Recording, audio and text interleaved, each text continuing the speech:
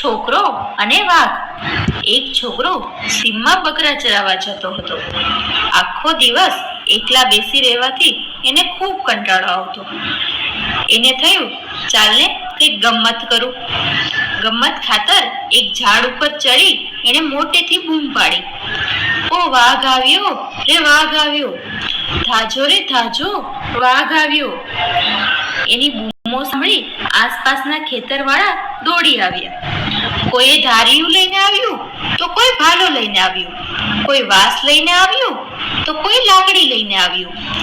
જેને જે હાથ ચડ્યું તે લઈને છોકરાની મદદે આવી પહોંચ્યું.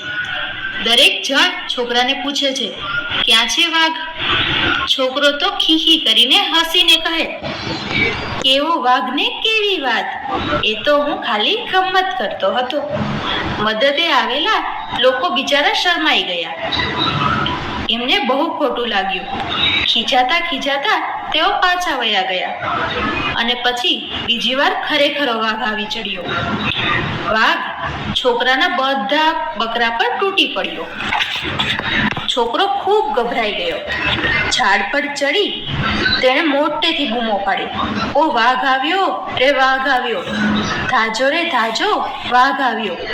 આસપાસના ખેતરોના માણસોને છોકરાની બૂમો સાંભળી પણ સાચી માની નહીં.